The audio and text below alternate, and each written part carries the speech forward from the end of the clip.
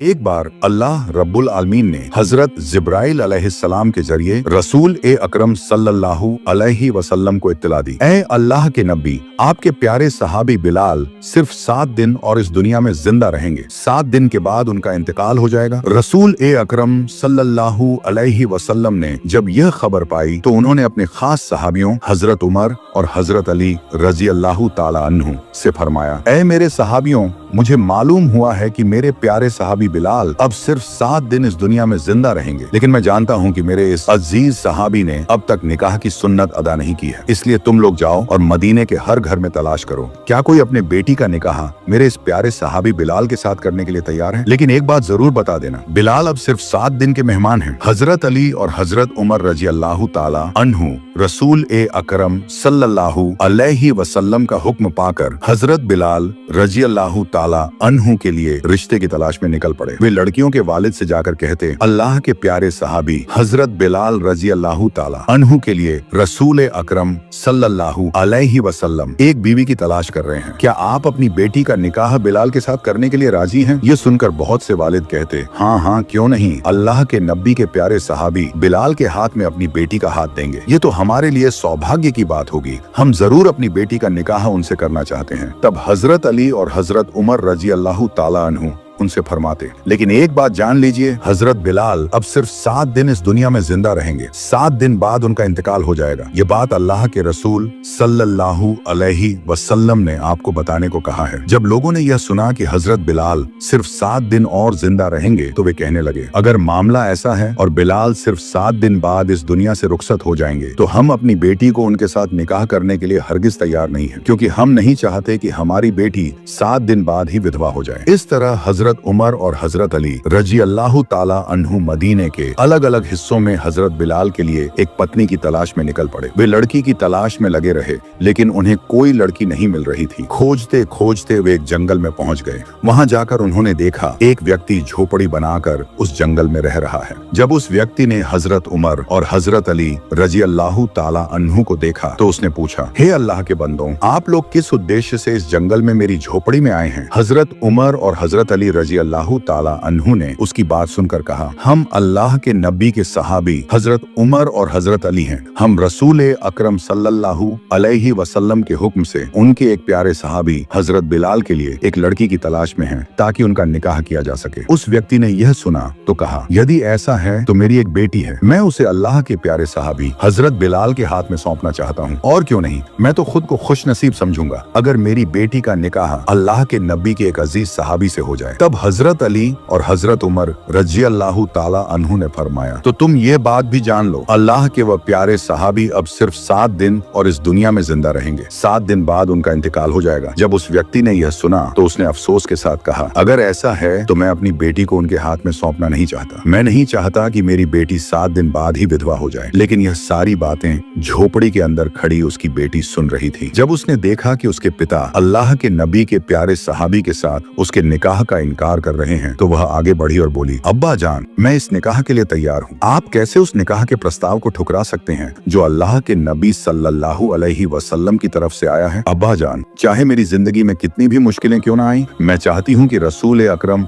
सल्लल्लाहु अलैहि वसल्लम के हुक्म की तामील की जाए। इसके बाद उस नेक और बहादुर लड़की का निकाह अल्लाह के प्यारे सहाबी हजरत बिलाल रजी अल्लाह ताला अन्हु से कर दिया गया। निकाह के बाद हजरत बिलाल ने अपनी नई दुल्हन से पूछा, ऐ अल्लाह की बंदी, तुम यह जानने के बावजूद मुझसे निकाह के लिए कैसे राजी हो गई, जबकि तुम जानती हो कि मैं सिर्फ 7 दिन और जिंदा रहूंगा, 7 दिन बाद तो तुम विधवा हो जाओगी। तब उस लड़की ने नरमी और यकीन से जवाब दिया, ऐ अल्लाह के प्यारे सहाबी, चाहे 7 दिन बाद मैं विधवा ही क्यों ना हो जाऊं, लेकिन अगर मैं रसूल अकरम सल्लल्लाहु अलैहि वसल्लम के एक हुक्म की तामील अपनी जिंदगी देकर भी कर सकूं तो मैं खुद को खुशकिस्मत समझूंगी। और आप जैसे अजीज और नेक सहाबी को अपना शौहर पाना ये मेरे लिए बहुत बड़ा सौभाग्य है। जिस दिन हजरत बिलाल रजी अल्लाह ताला अन्हु का इंतकाल होना था, उस दिन उन्होंने अपनी बीवी से कहा, बीबी आज रात मेरा इंतकाल हो जाएगा, लेकिन मेरा दिल चाहता है कि मौत से पहले कुछ रोटियां खा लूं। तुम ऐसा करो, पड़ोसी के घर से थोड़ा आटा ले आओ और मेरे लिए कुछ रोटियां बना दो। बीबी ने उनकी बात मानी, 7 रोटियां बनाई और उनके सामने रख दी। उसी वक्त एक फकीर दरवाजे पर आकर पुकार उठा, ऐ घर के मालिक, कई दिन से मैंने कुछ नहीं खाया है, भूख से मेरा पेट जल रहा है, कुछ रहम करो, मुझे खाने को कुछ दे दो। हजरत बिलाल रजी अल्लाह ताला अन्हु ने जैसे ही ये आवाज सुनी,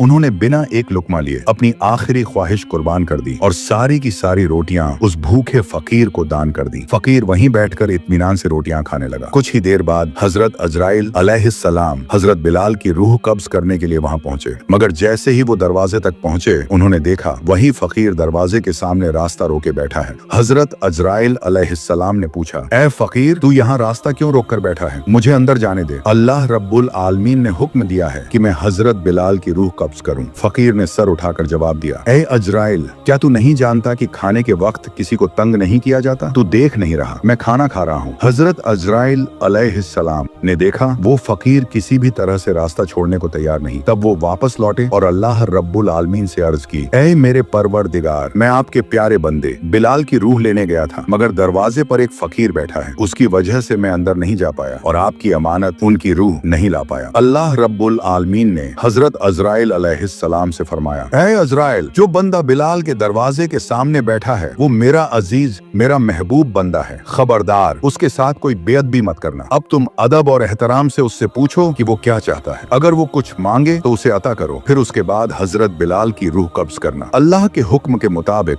हजरत अजराइल अलैहिस्सलाम दोबारा हजरत बिलाल रजी अल्लाहु ताला अन्हु के दरवाजे पर पहुंचे, लेकिन जैसे ही पहुंचे वही फकीर अब भी वहीं बैठा था, सुकून से रोटियां खा रहा था। हजरत अजराइल अलैहिस्सलाम ने अदब से पूछा, ऐ अल्लाह के नेक बंदे, बताओ तुम क्या चाहते हो? अल्लाह रब्बुल आलमीन ने फरमाया है कि जो तुम चाहोगे वो तुम्हें अता किया जाएगा। फकीर ने मुस्कुराकर जवाब दिया, बिलाल ने मुझे 7 रोटियां दी हैं और अल्लाह फरमाते हैं जो एक नेकी करेगा उसे उसके 10 गुना बदले में मिलेगा। मैं चाहता हूँ कि इन 7 रोटियों के बदले हजरत बिलाल को 70 साल की जिंदगी अता की जाए। हजरत अजराइल अलैहिस्सलाम हैरान हुए और बोले, ऐ नेक बंदे, ये मुमकिन नहीं। मुझे हुक्म है कि उसकी रूह कब्ज करूं और मैं उस हुक्म की मुखालफत नहीं कर सकता। तुम कुछ और मांग लो, अल्लाह तुम्हें जरूर अता करेंगे। मगर फकीर ने इरादे से कहा, मुझे कुछ और नहीं चाहिए, न दौलत, न मकान, न किसी ओहदे की चाह है। मैं बस यही चाहता हूँ कि हजरत बिलाल की जिंदगी और बढ़ा दी जाए। अजराइल अलैहिस्सलाम ने फिर कहा, मैं इस दरख्वास्त को पूरा नहीं कर सकता, मेरे पास सिर्फ हुक्म है और वो है रूह कब्ज करने का। तब फकीर ने बड़ी सादगी से मगर बड़ी ताकत के साथ कहा, अजराइल, अल्लाह के लिए कुछ भी नामुमकिन नहीं। अगर बिलाल की जिंदगी नहीं बढ़ाई गई तो मैं 70 साल तक हर रोज 60 रोटियां बिलाल के दरवाजे पर बैठकर खाता रहूंगा, और अगर मैं यहाँ बैठा रहा तो न तुम अंदर जा सकोगे न उनकी रूह कब्ज कर सकोगे। रसूल अकरम सल्लल्लाहु अलैहि वसल्लम ने हदीस शरीफ में फरमाया है, इस दुनिया में अल्लाह रब्बुल आलमीन के कुछ ऐसे प्रिय बंदे होते हैं कि अगर वे अल्लाह से कसम लेकर कुछ मांगते हैं तो अल्लाह उस दुआ को जरूर पूरा करते हैं। हजरत बिलाल रजी अल्लाहु ताला अन्हु के दरवाजे पर जो फकीर बैठे थे वो कोई आम फकीर नहीं थे, वो अल्लाह और उसके रसूल सल्लल्लाहु अलैहि वसल्लम के आशिक हजरत वायस करनी रहमतुल्लाह अलैह थे। जब उन्होंने दिल से दुआ की कि हजरत बिलाल की उम्र बढ़ा दी जाए तो अल्लाह रब्बुल आलमीन उस दुआ को कबूल किए बिना न रह सके। फिर अल्लाह ताला ने हजरत अजराइल अलैहिस्सलाम को बुलाया और फरमाया, ऐ अजराइल, मेरा महबूब बंदा वायस करनी एक दुआ कर बैठा है और मैं अल्लाह क्या उसकी दुआ पूरी ना करूंगा? ये कैसे मुमकिन है? जाओ वापस लौट जाओ। मैं वायस करने की दुआ को कबूल कर चुका हूँ और मेरे प्यारे नब्बी के अजीज सहाबी हजरत बिलाल की उम्र में 7 साल का इजाफा कर दिया गया है। कुछ अरसे बाद अमीरुल मोमिनीन हजरत उमर फारूक रजी अल्लाह ताला अन्हु अपने साथ हजरत अली रजी अल्लाह ताला अन्हु को लेकर कूफा की तरफ रवाना हुए। वहाँ पहुंचकर उन्होंने कूफा के लोगों से पूछा, ऐ कूफा वालों, क्या तुम में कोई है जो हमें हजरत वायस करनी रहमतुल्लाह अलैह की खबर दे सके? हमारे प्यारे नबी सल्लल्लाहु अलैहि वसल्लम की एक खास वसीयत है और हमें उस अजीम बंदे से मिलना जरूरी है। कूफा के लोगों ने अर्ज किया, हुजूर, हम ऐसे किसी शख्स को नहीं जानते। फिर हजरत उमर ने सवाल किया, क्या तुम्हारे इलाके में कोई ऐसा है जिसकी आदतें और हालात लोगों से मुख्तलिफ हों? तब एक शख्स उठकर बोला, हुजूर, हमारे मोहल्ले में एक अजीब तबीयत का शख्स है। लोग जब हंसते हैं तो वो रोता है और जब लोग रोते हैं तो वो हंसता है। उसके कपड़े फटे पुराने होते हैं, वह ऊंट पर सवार होकर आता जाता है और हमेशा लोगों की निगाहों से बचकर रहता है। हजरत उमर रज़ियल्लाहु ताला अन्हु ने तब फौरन कहा, हमें उसी से मिलवाओ। जो निशानियां तुम बता रहे हो वही अल्लाह के रसूल सल्लल्लाहु अलैहि वसल्लम ने हमें वायस करने के बारे में बताई थी। हमें यकीन है कि वही अल्लाह का वो अजीम और नेक बंदा है। इतना कहने पर वह व्यक्ति हजरत उमर फारूक रज़ियल्लाहु ताला अन्हु और हजरत अली रज़ियल्लाहु ताला अन्हु को साथ लेकर उस अजीम शख्स की तलाश में निकल पड़े। चलते चलते वे एक खुले मैदान में पहुंचे जहाँ एक पेड़ के नीचे एक नूरानी चेहरा सजदा में मशगूल था। उन्होंने देखा कि वह शख्स बड़ी खुशू और खुजू के साथ नमाज अदा कर रहा है। हजरत उमर रजी अल्लाह ताला अन्हु उसके पास जाकर अदब से खड़े हो गए। जब उस शख्स ने नमाज मुकम्मल की तो उन्होंने सलाम किया। उस शख्स ने सलाम का जवाब दिया और नर्म लहजे में पूछा, आप लोग कौन हैं और किस मकसद से मेरे पास आए हैं? हजरत उमर रजी अल्लाह ताला अन्हु ने फरमाया, हम अल्लाह के रसूल सल्लल्लाहु अलैहि वसल्लम के सहाबी उमर और अली हैं। हम एक खास अल्लाह के बंदे की तलाश में हैं, जिसकी निशानियां हमें हमारे नबी ने बताई थी। क्या आप मेहरबानी फरमाकर अपना नाम बताएंगे? उस शख्स ने जवाब दिया, मेरा नाम अब्दुल्लाह है, यानी अल्लाह का बंदा। हजरत उमर ने मुस्कुराते हुए कहा, हम सब अल्लाह के बंदे हैं। मैं आपसे वो नाम जानना चाहता हूँ जो आपके माँ बाप ने आपके लिए रखा था। तब उस नूरानी शख्स ने फरमाया, मेरे वालिदैन ने मेरा नाम वायस रखा था और क्योंकि मैं करनामी इलाके से हूँ, लोग मुझे करनी कहकर पुकारते हैं। हजरत उमर ने फौरन अदब से अर्ज किया, ए अल्लाह के नेक बंदे, क्या आप हमें अपना दाहिना हाथ दिखा सकते हैं? जब हजरत वायस करनी रहमतुल्लाह अलैह ने अपना दाहिना हाथ आगे बढ़ाया तो दोनों सहाबी देखकर हैरान रह गए। उस हाथ पर वैसा ही सफेद निशान था जैसा रसूल अकरम सल्लल्लाहु अलैहि वसल्लम ने बयान फरमाया था। वो निशान देखकर हजरत उमर और हजरत अली रजी अल्लाह ताला अन्हु ने ताज्जुब से उनके हाथों को चूम लिया और कहा, ऐ अल्लाह के प्यारे वली, हम तो आपकी ही तलाश में थे। हजरत वायस करनी रहमतुल्लाह अलैह ने हैरानी से पूछा, आप लोग इतनी दूर से मुझे ढूंढते हुए क्यों आए हैं? हजरत उमर ने नरमी और मोहब्बत से जवाब दिया, हुजूर ए अकरम सल्लल्लाहु अलैहि वसल्लम ने अपनी वफात से पहले हमें एक वसीयत की थी। उन्होंने अपनी मुबारक जुब्बा हमें देकर फरमाया था कि इसे तुम वायस करनी को देना और उससे कहना कि वह मेरी उम्मत के लिए दुआ करे। यह सुनकर हजरत वायस करनी रहमतुल्लाह अलैह की आंखों से आंसू बहने लगे। उन्होंने बड़ी आजिजी से कहा, आप लोग तो रसूल अकरम सल्लल्लाहु अलैहि वसल्लम के अजीज सहाबी हैं। उम्मत के लिए दुआ करने का हक तो आप ही लोगों को है। मैं हमेशा रसूल अकरम सल्लल्लाहु अलैहि वसल्लम की उम्मत के लिए दुआ करता हूँ। वायस करनी रहमतुल्लाह अलैहि ने फिर कहा, ऐ नबी के प्यारे सहाबियों, क्या मेरे अंदर इतनी ताकत है कि मैं रसूल अकरम सल्लल्लाहु अलैहि वसल्लम की पवित्र जुब्बा मुबारक की हिफाजत कर सकूं? मैं तो एक गुनहगार और पागल व्यक्ति हूँ, भला मैं उस पवित्र जुब्बा मुबारक की इज्जत कैसे कर पाऊंगा? हजरत अली रहमतुल्लाह अलैहि बोले, क्योंकि रसूल अकरम सल्लल्लाहु अलैहि वसल्लम ने खुद यह जुब्बा मुबारक आपके पास भेजा है। इसका मतलब यह है कि वे जरूर जानते थे कि अल्लाह के नजदीक आपकी क्या कीमत है। इसलिए कृपया आप यह जुब्बा मुबारक कबूल करें और उनकी गुनाहगार उम्मत के लिए दुआ करें। तब हजरत वायस करनी रहमतुल्लाह अलैहि ने रसूल अकरम सल्लल्लाहु अलैहि वसल्लम का भेजा हुआ जुब्बा मुबारक उनसे ले लिया और कहा, आप लोग यहीं थोड़ा रुकिए, मैं तन्हाई में अपने रहमत वाले मालिक से कुछ बातें कर लूं। इसके बाद रहमतुल्लाह अलैहि हजरत अली और उमर रजी अल्लाह ताला अन्हु को वहीं खड़ा करके कुछ दूर चले गए और सजदे में गिर गए। अल्लाह रब्बुल आलमीन के दरबार में रोते हुए अर्ज करने लगे, ऐ अल्लाह, तेरे प्यारे हबीब ने मेरे पास अपना जुब्बा मुबारक भेजा है और फरमाया है कि मैं उसकी गुनाहगार उम्मत के लिए दुआ करूं। तेरे हबीब ने अपनी जिम्मेदारी निभा दी। हजरत अली और उमर रजी अल्लाह ताला अन्हु ने भी अपनी जिम्मेदारी पूरी कर दी और अब तेरे हबीब ने मुझे भी एक जिम्मेदारी दी है कि मैं उनकी गुनहगार उम्मत के लिए दुआ करूं। ऐ रहमत वाले मालिक, मैं तेरे प्यारे हबीब के हुक्म से तेरे दरबार में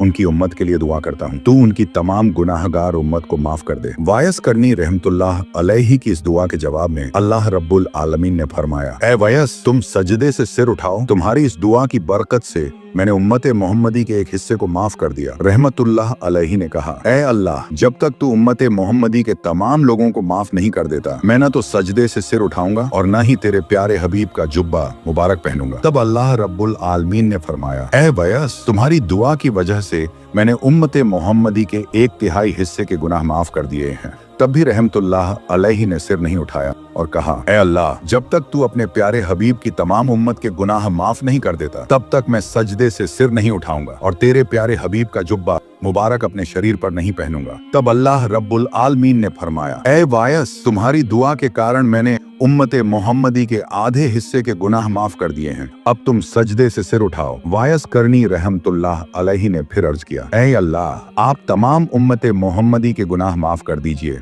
तभी मैं सजदे से सिर उठाऊंगा। उधर दूर खड़े हजरत उमर और अली रजी अल्लाह ताला अन्हु बहुत देर तक खड़े रहने के कारण बेचैन हो गए। फिर वे हजरत वायस करनी रहमतुल्लाह अलैहि के पास ये देखने के लिए गए कि वे क्या कर रहे हैं। जब हजरत उमर और अली रजी अल्लाह ताला अन्हु वायस करनी रहमतुल्लाह अलैहि के पास पहुंचे तो उनका ध्यान भंग हो गया। आशिक और माशूक के प्रेम का बंधन टूट गया। तब उन्होंने अफसोस के साथ हजरत उमर और अली रजी अल्लाह ताला अन्हु से कहा, अगर आप लोग थोड़ा और देर से आते तो मैं उम्मते मोहम्मद सल्लल्लाहु अलैहि वसल्लम के तमाम गुनाह माफ करवा लेता। आप लोगों के पास आने के कारण मेरा ध्यान भंग हो गया और मैं अल्लाह रब्बुल आलमीन से तमाम उम्मत के गुनाह माफ नहीं करवा सका। तब हजरत उमर और हजरत अली रजी अल्लाह ताला अन्हु ने अफसोस के साथ अल्लाह रब्बुल आलमीन के दरबार में तौबा करके अर्ज किया, ऐ अल्लाह, तेरे प्यारे बंदे का ध्यान भंग करने के कारण तू हमें माफ कर दे। इसके बाद हजरत अली रजी अल्लाह ताला अन्हु ने वायस करनी रहमतुल्लाह अलैहि से पूछा, ऐ अल्लाह के बंदे, जब आप अल्लाह के रसूल से इतनी मोहब्बत करते हैं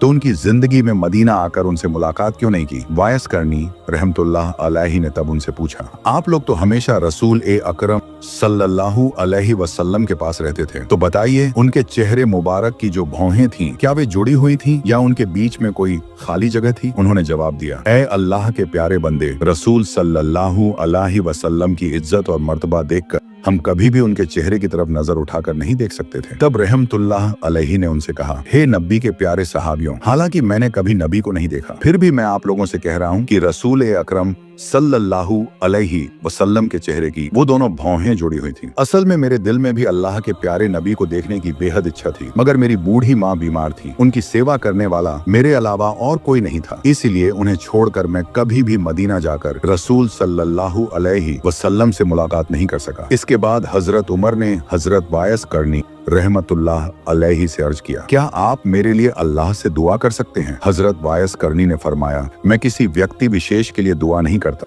बल्कि मैं हर नमाज के बाद अल्लाह से यह दुआ करता हूँ कि ए अल्लाह, तेरे प्यारे हबीब सल्लल्लाहु अलैहि वसल्लम की वह सारी उम्मत जो ईमान के साथ इस दुनिया से रुखसत हो, उन्हें तू अपनी रहमत से माफ फरमा दे। अगर आप भी ईमान के साथ इस दुनिया से जाएंगे तो मेरी यही दुआ आपको कयामत के दिन ढूंढ लेगी। इस पर हजरत उमर ने कहा, जनाब, क्या मैं कूफा के गवर्नर को एक खत लिख दूं ताकि वो हर महीने आपको एक तयशुदा रकम दे जिससे आप अपनी जिंदगी आसानी और सुकून से बसर कर सकें? इस पर हजरत वायस करनी ने 2 दिरहम दिखाकर फरमाया, ये 2 दिरहम मैंने ऊंट चराने के एवज में कमाए हैं। क्या आप मुझे इसकी गारंटी दे सकते हैं कि इन 2 दिरहमों को खर्च करने से पहले मैं जिंदा रहूंगा? अगर आप मुझे मेरी जिंदगी की गारंटी नहीं दे सकते तो फिर आपकी नजर करम की मुझे कोई जरूरत नहीं। यह सुनकर हजरत उमर फारूक रजी अल्लाह ताला अन्हु की आंखें नम हो गईं और वे रोने लगे। फिर फरमाया, ऐ अल्लाह के नेक बंदे, इस दुनिया में कौन किसकी मौत की गारंटी दे सकता है? हाय, हम इस दुनिया को लेकर कितने मशगूल और दीवाने हो गए हैं। अल्लाह के तुम जैसे प्यारे बंदे इस धरती पर मौजूद हैं, इसीलिए अल्लाह ताला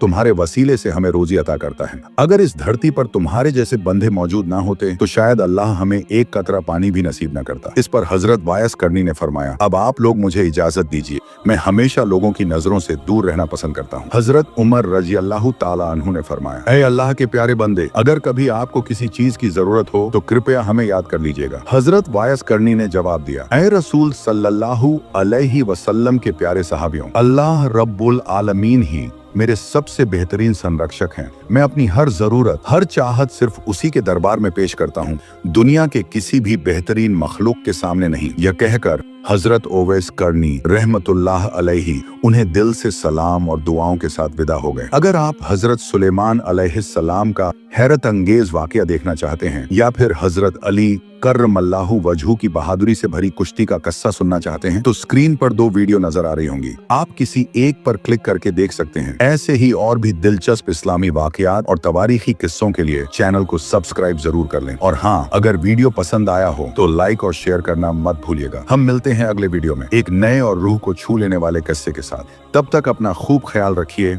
अल्लाह हाफिज।